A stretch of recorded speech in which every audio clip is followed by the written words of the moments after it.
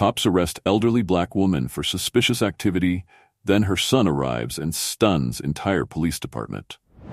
In the heart of Oakville, a small town with a history as complex as the roots of its ancient oak trees, lived Esther Johnson. At 72, Esther was a pillar of the African American community, her weathered hands and kind eyes telling stories of struggles overcome and wisdom hard-earned. Despite the town's progress, shadows of its segregated past still lingered, often manifesting in subtle but painful ways. Esther's life had been one of quiet resistance and unwavering dignity. As a young woman, she had marched alongside Dr. King, her voice joining the chorus demanding equality. Now, in her golden years, she continued to fight for justice, organizing community events and mentoring troubled youth. Her small, neat home on Maple Street was a haven for those seeking advice, or simply a warm meal and a sympathetic ear. Unknown to many in Oakville, Esther's son, Marcus Johnson, had risen to become a prominent civil rights attorney in Washington, D.C. His fierce advocacy for justice had earned him a national reputation, but to Esther, he was still her little boy, who had once scraped his knees on Oakville's unforgiving sidewalks. On the other side of town, in the gleaming Oakville Police Department, Officer James Rogers began his shift. At 35, Rogers was known for his by-the-book approach and unwavering belief in law and order. His partner, Rookie Officer Sarah Chen, admired Rogers' dedication, but sometimes questioned the rigidity of his methods.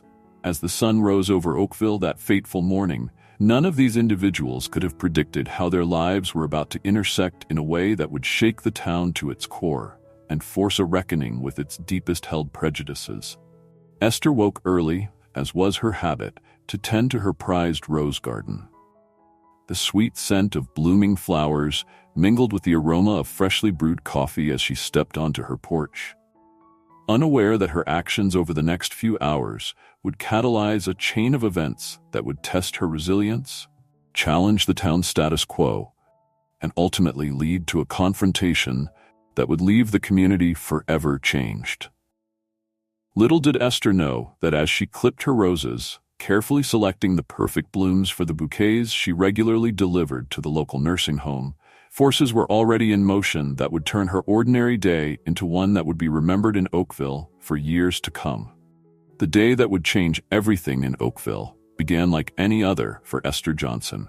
After tending to her roses, she embarked on her weekly ritual of delivering flowers to the Oakville nursing home. As she walked down Main Street, her basket of colorful blooms drew smiles from passers-by, a testament to the joy she brought to the community.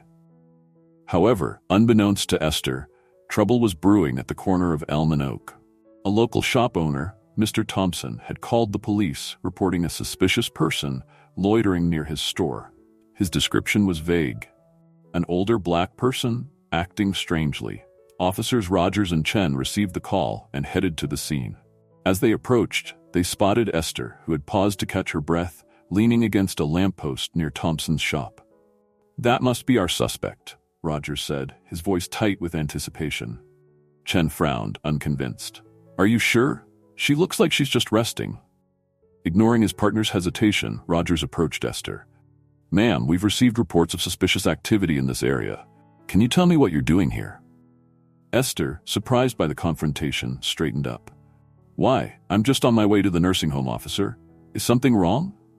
Rogers, his suspicion growing for reasons he couldn't quite articulate, pressed further. "I'm going to need to see some identification, ma'am." Esther's heart sank. She had left her wallet at home, not expecting to need it for her short trip. "I'm sorry, officer, but I don't have my ID with me. I'm Esther Johnson. I've lived in Oakville all my life. Surely you know who I am." Roger's face hardened. "No ID? I'm afraid you'll have to come with us to the station to verify your identity." Chen, growing increasingly uncomfortable with the situation, interjected. "James, maybe we should," but Rogers cut her off. "Protocol, Sarah. No ID, suspicious behavior. We bring her in."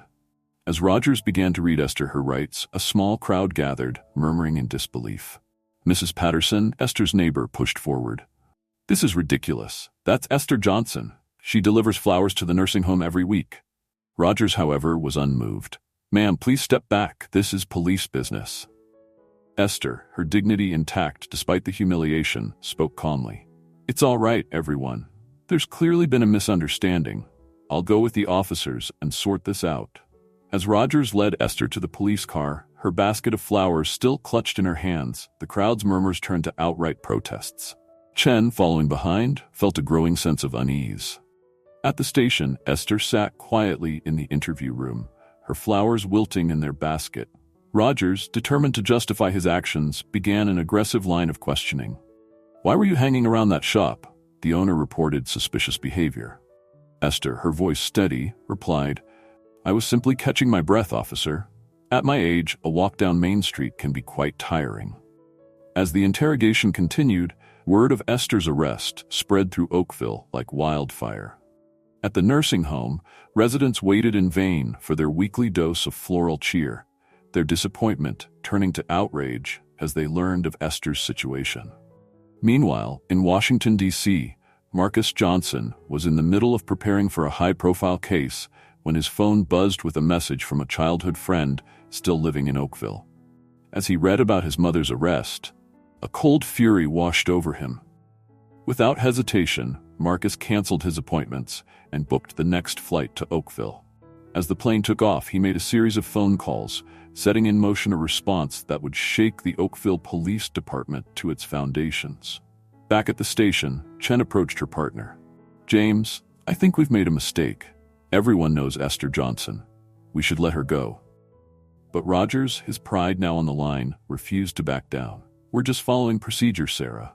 If she's innocent, she has nothing to worry about." As the sun began to set on Oakville, tension hung in the air like a gathering storm. In the interview room, Esther sat with her head held high, her quiet dignity a sharp contrast to the chaos unfolding around her. Little did anyone know that her son was en route, bringing with him a reckoning that would force the town to confront its deepest biases and change the course of Oakville's history forever. As night fell over Oakville, the police station buzzed with an undercurrent of tension. Officer Chen, unable to shake her discomfort with the situation, decided to do some digging. She pulled up Esther Johnson's record on the computer, and what she found left her stunned.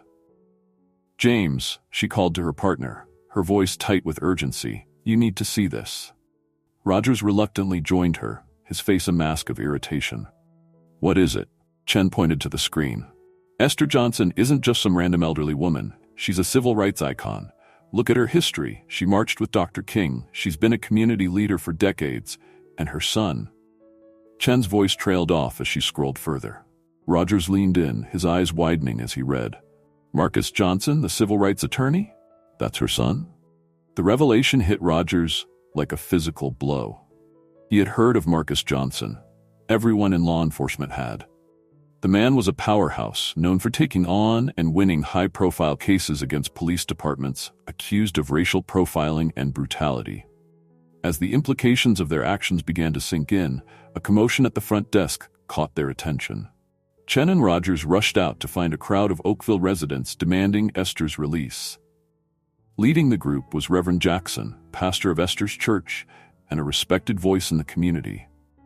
"We're here to see Esther Johnson," Reverend Jackson announced, his voice carrying authority that made even Rogers hesitate, "and to understand why a pillar of our community is being treated like a criminal." The station's captain, alerted by the noise, emerged from his office. "What in the world is going on here?" As Chen quickly briefed the captain on the situation, his face grew increasingly pale. "Dear God," he muttered, "do you realize what you've done?" Before Rogers could defend his actions, the captain's phone rang. After a brief, tense conversation, he turned to his officers, his expression grave. "That was the mayor. Marcus Johnson is on his way here. He's already contacted the ACLU and the media. This is about to become a national incident." The revelation sent shockwaves through the station. Officers scrambled to review procedures and body cam footage, while the captain attempted to calm the growing crowd outside. In the interview room, Esther sat quietly, unaware of the storm brewing around her. When Chen entered to check on her, she found the elderly woman arranging her now wilted flowers, humming softly to herself. "Mrs. Johnson," Chen said, her voice filled with remorse, "I'm so sorry about all of this. We've made a terrible mistake." Esther looked up, her eyes filled with a wisdom that made Chen feel like a child. "Mistakes happen, dear," she said gently. "It's how we rectify them that matters." As Chen helped Esther to her feet, preparing to release her, a sudden hush fell over the station. Through the windows, they could see a sleek black car pulling up outside. A tall, imposing figure emerged, his face set in grim determination. Marcus Johnson had arrived. The atmosphere in the station shifted palpably. Officers who had been dismissive of Esther earlier now looked on with a mixture of fear and shame. Rogers, watching Marcus approach the entrance, felt a cold sweat break out on his forehead. As Marcus strode through the doors, his presence commanding instant attention, the full weight of the situation finally hit home. What had started as a routine call about a suspicious person had escalated into a potential lawsuit, media circus, and a stark reminder of the racial tension simmering just beneath Oakville's surface. The stage was set for a confrontation that would force everyone involved to confront their biases, examine their actions, and ultimately decide what kind of community Oakville truly wanted to be. As Marcus Johnson entered the police station, the atmosphere crackled with tension. His eyes, burning with a controlled fury, scanned the room until they landed on Officer Rogers. With measured steps, Marcus approached the visibly nervous officer. "Where is my mother?" Marcus's voice was low, but carried an undercurrent of steel that made everyone in the room flinch. Before Rogers could stammer out a response, Esther emerged from the interview room, Officer Chen by her side. "Marcus, honey, I'm right here," she called out, her voice calm despite the circumstances. The reunion between mother and son was a poignant moment, Marcus enveloping Esther in a protective embrace while glaring at the officers over her shoulder. As they separated, Esther placed a gentle hand on her son's arm. "Now, Marcus," she said softly, "I know that look.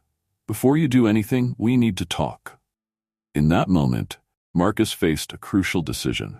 His instincts as a civil rights attorney screamed for justice, urging him to bring the full force of the law down on the Oakville Police Department. The case had all the elements that could make national headlines and affect real change. But his mother's calm presence gave him pause. Esther, sensing her son's internal struggle, spoke again. "Let's step outside for a moment, shall we?" As they exited the station, followed by a mix of concerned citizens and wary officers, Esther led Marcus to a nearby bench. The night air was cool, a stark contrast to the heated atmosphere inside. "I know you're angry, baby," Esther began, her voice barely above a whisper. "And you have every right to be. But I want you to consider something before you make any decisions." Marcus listened, his jaw clenched as Esther continued. "This town, for all its faults, is our home. The people here, even those who don't understand us, are our neighbors. If we react with anger and lawsuits, we might win a battle, but we'll lose the war for real understanding." She gestured towards the station, where Officer Chen could be seen arguing with Rogers through the window. "There are good people in there, Marcus. People who want to do the right thing, but don't always know how. If we give them a chance to learn, to grow, we might achieve something far more valuable than any court victory." Marcus closed his eyes, weighing his mother's words against the righteous anger burning in his chest.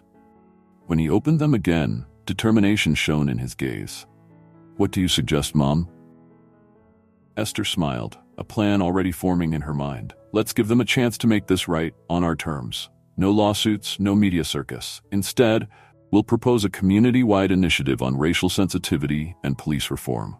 You can lead workshops, share your expertise. We'll turn this incident into an opportunity for real change." Marcus considered the proposal. It was a risk.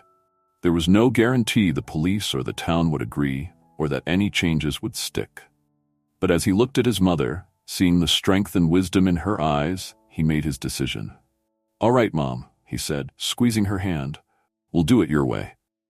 The consequences of this decision rippled through Oakville immediately. When Marcus re-entered the station, this time with Esther by his side, the atmosphere shifted from fear to cautious hope. Marcus addressed the room, his voice firm but not unkind. "What happened today was unacceptable," he began, causing several officers to flinch. "But instead of lawsuits and public shaming, we're offering you a chance to do better, to be better." He outlined the proposal for a comprehensive racial sensitivity and police reform program to be implemented department-wide and extended to the entire community. The plan included workshops, community dialogues, and a civilian oversight committee. The reaction was mixed. Some officers like Chen showed immediate enthusiasm.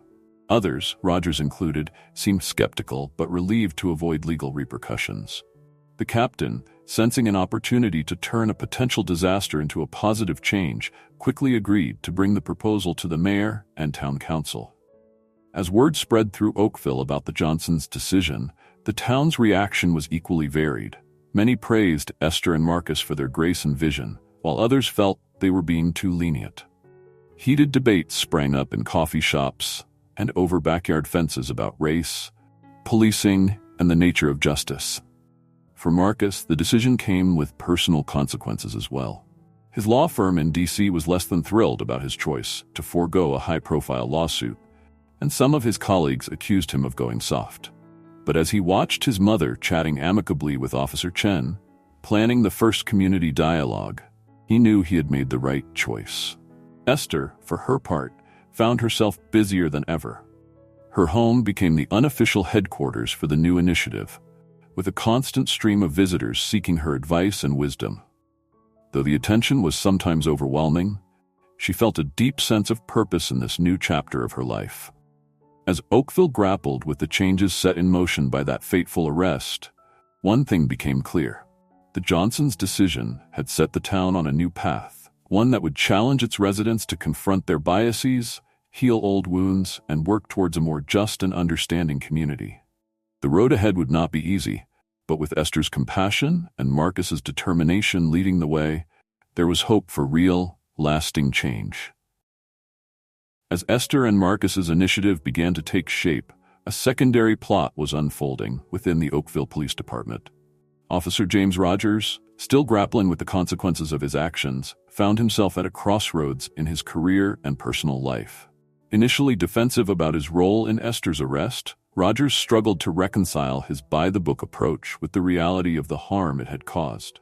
His partner, Officer Sarah Chen, watched with growing concern as Rogers became increasingly withdrawn and irritable. One evening, after a particularly tense shift, Chen decided to confront her partner. "James, we need to talk about what happened with Mrs. Johnson," she said, cornering him in the locker room.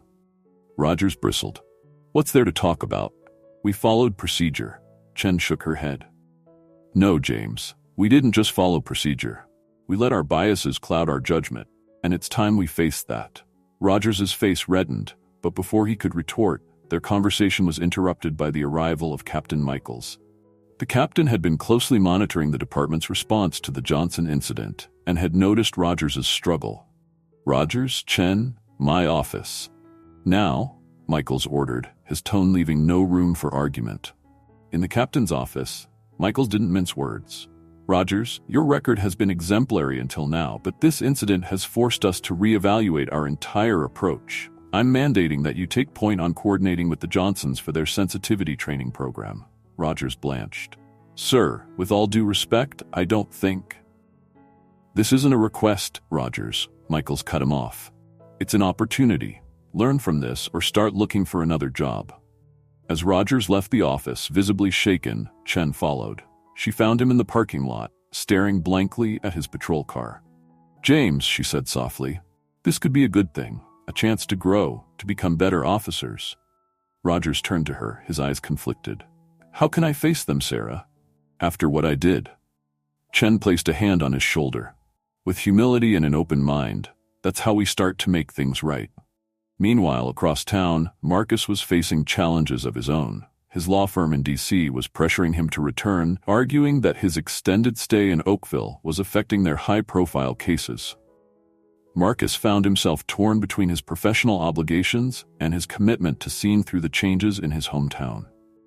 During a tense video call with his partners, Marcus made a decision that would alter the course of his career. "I'm staying in Oakville," he announced. "In fact, I'm opening a satellite office here. There's important work to be done, and I intend to see it through." His partners were stunned, but Marcus stood firm.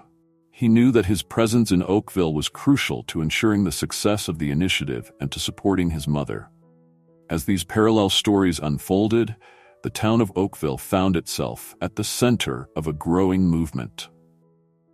News of the Johnsons' innovative approach to addressing police bias had spread, attracting attention from civil rights organizations and law enforcement agencies across the country. Esther, ever the community organizer, saw an opportunity to expand their impact. She proposed hosting a national conference on community police relations, bringing together experts, activists, and law enforcement officials to share ideas and strategies. The proposal added another layer of complexity to the already challenging situation, but it also offered a chance for Oakville to become a model for positive change. As plans for the conference took shape, the eyes of the nation began to turn towards this small town, watching to see if real transformation was possible. The secondary plot developments deepened the story's exploration of personal growth, professional ethics, and the ripple effects of individual choices on a community. They set the stage for further conflicts and resolutions, as characters like Rogers grappled with their biases and Marcus balanced his career ambitions with his commitment to social justice. As the weeks passed, the relationships between the key players in Oakville's unfolding drama began to evolve in unexpected ways. The most profound change occurred between Esther Johnson and Officer James Rogers, the man who had arrested her. Initially, their interactions were tense and awkward. Rogers, mandated to work closely with the Johnsons on the sensitivity training program, approached each meeting with a mixture of shame and defensiveness. Esther, true to her nature, met his discomfort with unwavering kindness. During one particularly difficult session, as Rogers struggled to articulate his thoughts on racial profiling, Esther gently intervened. "James," she said, using his first name for the first time, "why don't we take a break? I've just baked some peach cobbler. Would you like to join me for a slice?" The simple offer of hospitality broke through Rogers's defenses. Over peach cobbler in Esther's warm kitchen, the officer found himself opening up about his background, his strict upbringing, his limited interactions with people of color, and his genuine desire to be a good cop. Esther listened without judgment, offering insights from her own experiences.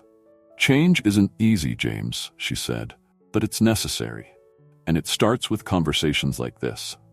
From that day forward, a tentative friendship began to form between Esther and Rogers. The officer became a regular visitor to the Johnson home, often seeking Esther's advice on both professional and personal matters. Through her guidance, Rogers started to confront his biases and broaden his perspective. Meanwhile, Marcus Johnson and Officer Sarah Chen found themselves forming an unexpected alliance. Chen, eager to be part of the change in her department, volunteered to assist Marcus in developing the training curriculum. Their working relationship quickly evolved into a friendship built on mutual respect and shared goals. "You know," Marcus said to Chen one evening as they pored over statistics, "when I first came back to Oakville, I never imagined I'd be working so closely with the police department." Chen smiled, "And I never thought I'd be friends with a civil rights attorney. Funny how things work out." Their collaboration brought a balanced perspective to the initiative, combining Marcus's legal expertise with Chen's practical knowledge of policing challenges. Together, they created a program that was both ambitious in its goals and grounded in real-world applicability. The relationship between Marcus and his mother also deepened during this time. Working side by side on the initiative, Marcus gained a new appreciation for Esther's wisdom and strength. He found himself turning to her not just for advice on the project, but for guidance in his personal life as well. One evening, as they sat on Esther's porch watching the sunset, Marcus confessed, "You know, Mom, I think I understand now why you've stayed in Oakville all these years. There's something special about this place, about the potential for change." Esther squeezed her son's hand. "It's not about the place, Marcus. It's about the people. Change can happen anywhere, as long as there are folks willing to do the hard work." As the date of the national conference approached, the entire town of Oakville seemed to be caught up in the spirit of transformation. Former adversaries found common ground, and unlikely friendships blossomed. The Johnsons' home became a hub of activity, with people from all walks of life coming together to contribute to the initiative. Even Captain Michaels, initially skeptical of the program's potential, found himself drawn into the Johnsons' orbit. He and Marcus developed a grudging respect for each other, their initial antagonism giving way to a productive working relationship. "I've been in law enforcement for 30 years, Michaels admitted to Marcus during a planning meeting, but I'm learning something new every day with this program. The most surprising relationship development, however, was between Rogers and Chen. As they worked together on the initiative, they discovered a shared commitment to positive change. Their partnership, once strained by Rogers' rigid attitudes, grew stronger as they supported each other through the challenges of confronting and overcoming biases. One afternoon, as they left a particularly impactful training session, Chen turned to her partner. "You've come a long way, James," she said softly. "I'm proud of you." Rogers, his eyes misty, simply nodded. The journey had been difficult, but he was beginning to see the world and himself in a new light. As the conference drew near, the relationships forged and strengthened in the crucible of Oakville's transformation became the foundation for lasting change. The town, once divided by the incident of Esther's arrest, was now united in its commitment to progress, proving that even the most unlikely connections can lead to powerful alliances. The day of the National Conference on Community Police Relations arrived, bringing with it a palpable sense of anticipation and nervous energy. Oakville, transformed by months of hard work and difficult conversations, was about to step onto the national stage. The town hall had been converted into a conference center, with delegates from across the country filling the seats. News vans lined the streets, and reporters jostled for position, eager to capture the story of the small town that had turned a potential racial incident into a movement for change. As Esther Johnson took the stage to deliver the opening address, a hush fell over the crowd. Her voice, strong and clear despite her years, carried to every corner of the room. "Welcome to Oakville," she began. "A few months ago, I stood on these steps as a wrongfully arrested citizen. Today, I stand before you as a partner in progress, proof that change is possible when we open our hearts and minds to one another." As Esther spoke, detailing the journey from conflict to collaboration, the audience hung on her every word. In the front row, Officer Rogers sat with tears in his eyes, the weight of his personal transformation visible on his face. Following Esther's address, Marcus took the podium to outline the specifics of Oakville's initiative. As he spoke, a commotion at the back of the hall caught everyone's attention. A group of protesters had managed to slip past security, unfurling banners denouncing the conference as a cover-up for systemic racism. For a moment, chaos threatened to erupt, but before anyone could react, Officer Rogers stood up and approached the protesters. The room held its breath, memories of his past actions fresh in everyone's minds. "I understand your anger," Rogers said, his voice shaking slightly. "A few months ago, I was part of the problem. I arrested Mrs. Johnson without cause, driven by biases I didn't even realize I had." He paused, taking a deep breath. "But I've learned that change is possible. It's hard, it's uncomfortable, but it's necessary. I'm not asking you to forgive me or the system I represent. I'm asking you to work with us to make it better." The sincerity in Rogers' voice seemed to resonate with the protesters. Their leader, a young activist, stepped forward. "How do we know this isn't just for show?" she demanded. It was Chen who answered, moving to stand beside her partner. "Because we're committed to ongoing accountability," she said.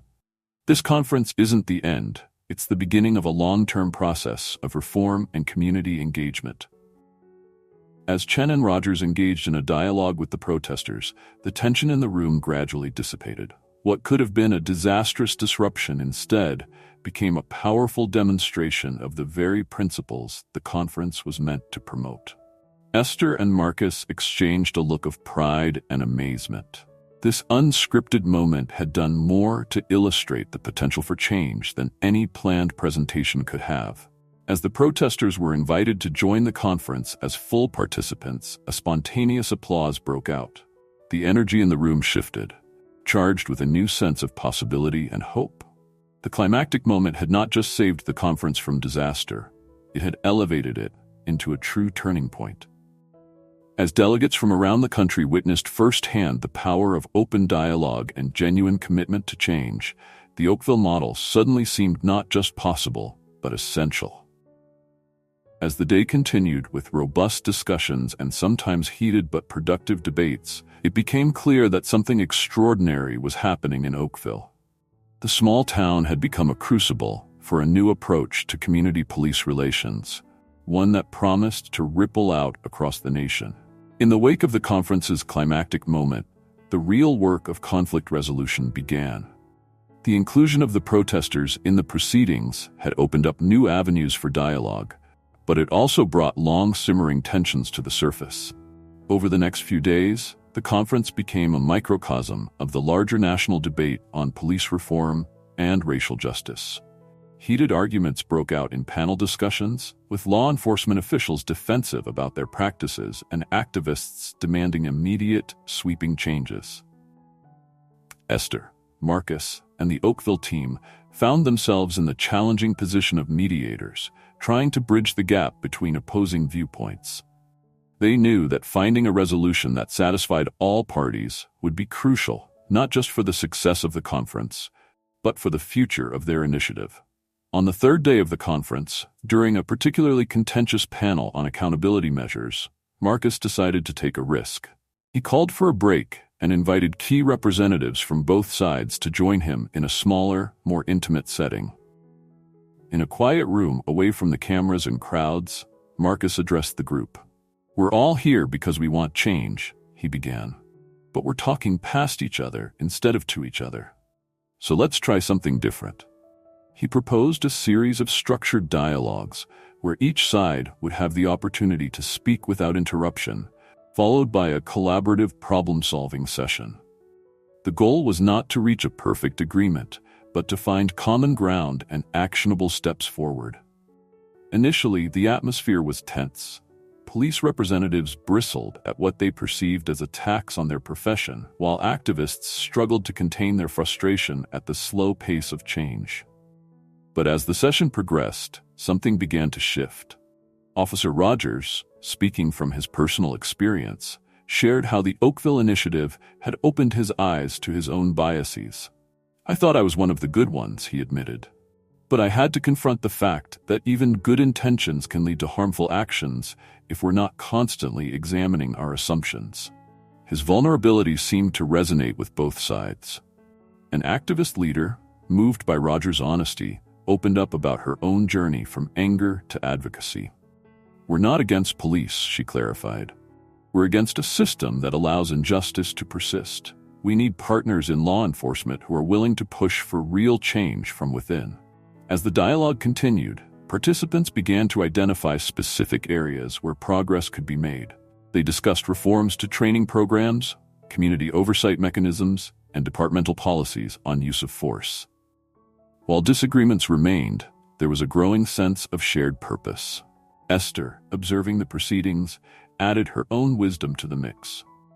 "Change doesn't happen overnight," she reminded the group.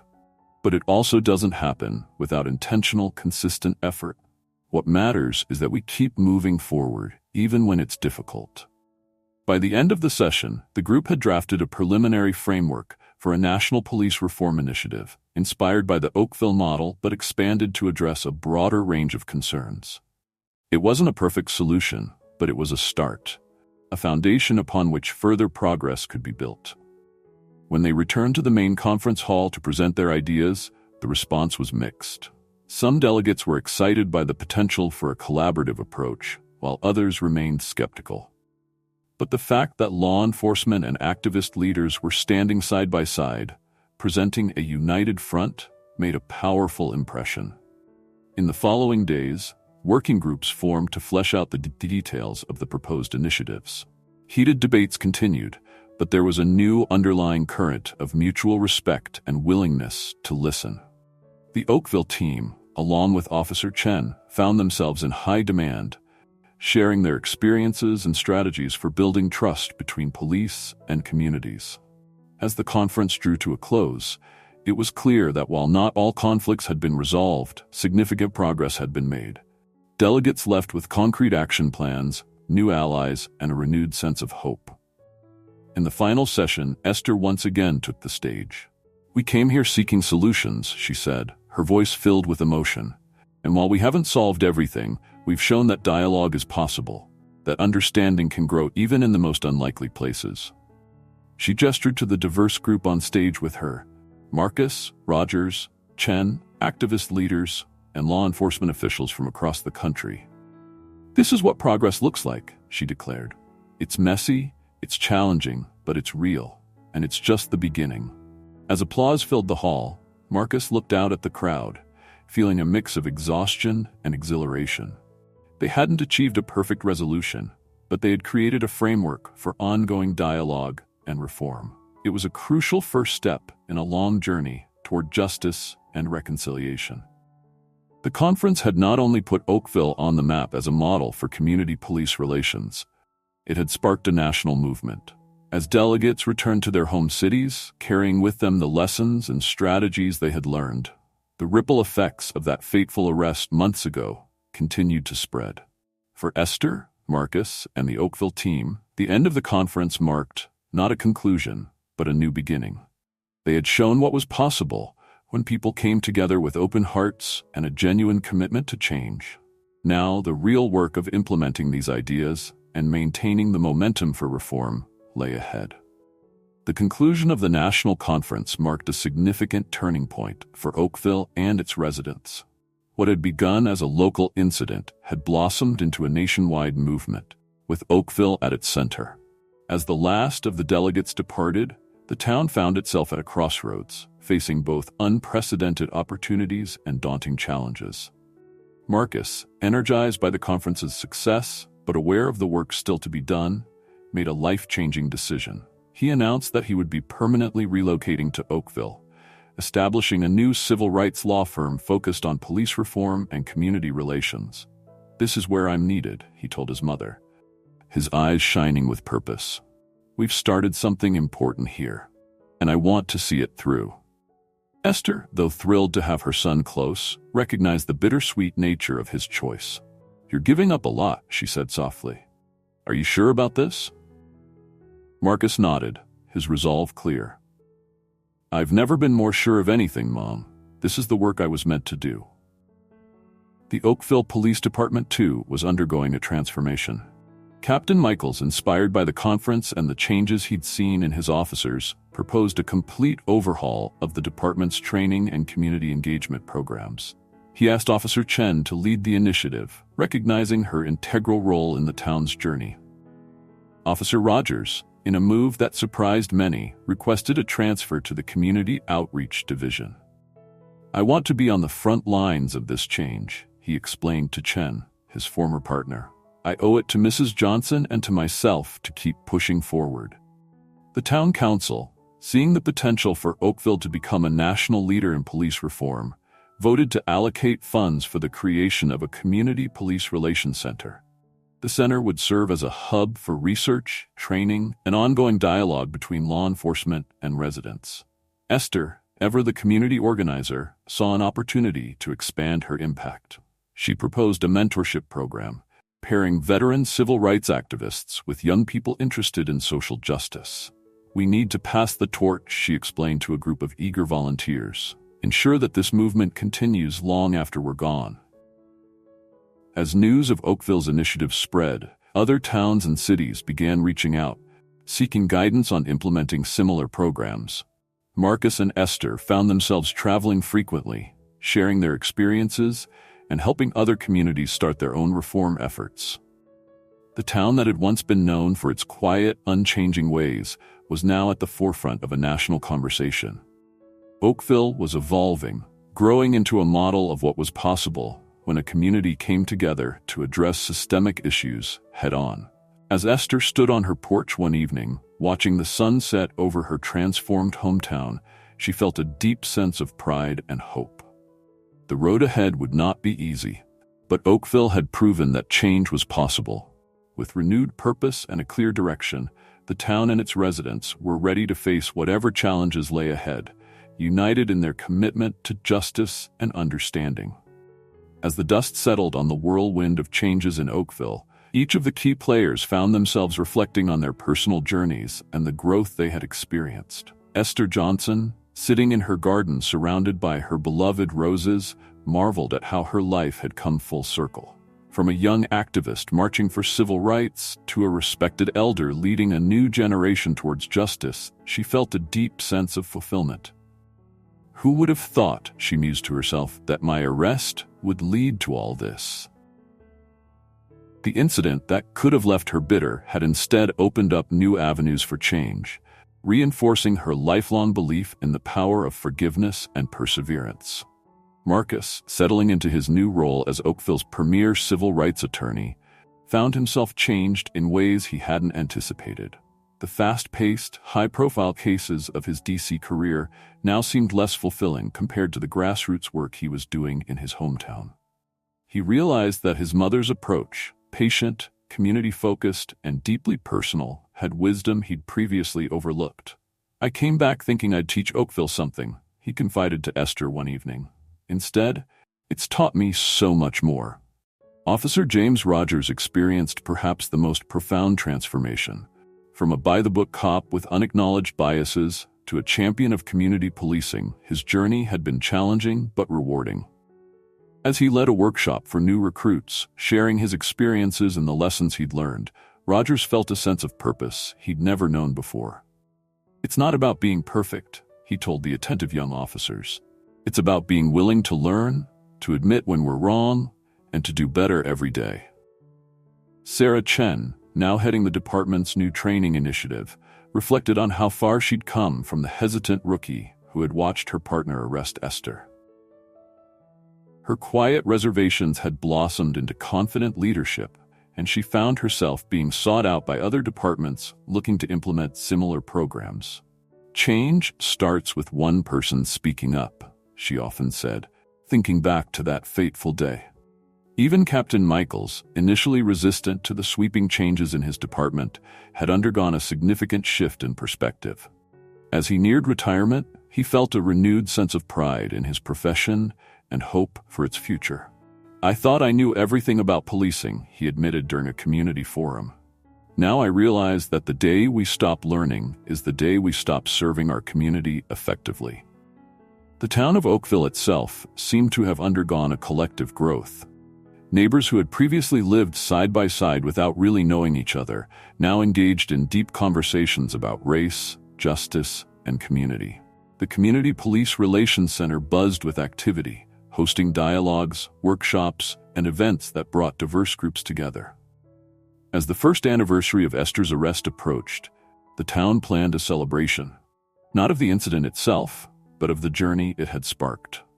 The event would showcase the progress made and rededicate the community to the ongoing work of reform and reconciliation.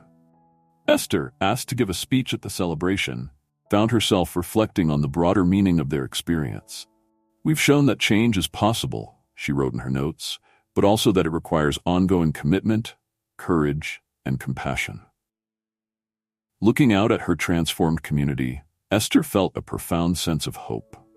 The work was far from over, but Oakville had proven that even the most difficult conversations and confrontations could lead to growth, understanding, and positive change.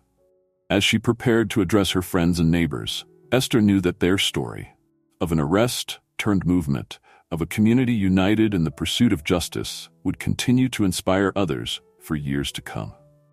As the sun set on Oakville's celebration of transformation, the town square filled with residents from all walks of life, united in a way that would have seemed impossible just a year ago. Esther Johnson, standing at the podium, looked out at the sea of faces, black, white, young, old, civilians and police officers side by side. "A year ago," she began, her voice strong and clear, "an act of injustice brought us to a crossroads. We could have chosen anger, division, and continued misunderstanding. Instead, we chose dialogue, growth, and unity." She gestured to the diverse group on stage with her. Marcus, Officers Rogers and Chen, Captain Michaels, and community leaders of all backgrounds. "This is the true face of progress," Esther declared. "It's not perfect, it's not complete, but it's real, and it's ours." As applause filled the square, the themes that had defined Oakville's journey resonated through her words. The power of forgiveness, the importance of open dialogue, the possibility of redemption, and the strength found in unity. Our work is not done, Esther continued, her eyes sparkling with determination. But we've shown what's possible when a community comes together, faces its challenges honestly, and commits to real change. She raised her hands, encompassing the entire gathering. This is not just Oakville's story. It's a testament to the change that can happen anywhere, when people of goodwill refuse to be divided, when we see each other's humanity even in our differences. As the celebration continued into the night, with neighbors embracing, children playing, and new friendships forming, it was clear that Oakville had not just changed policies or practices. It had changed hearts and minds, creating a model of community transformation that would inspire others for years to come. In the end, what had started with one woman's unjust arrest had blossomed into a movement of hope, reconciliation, and enduring change.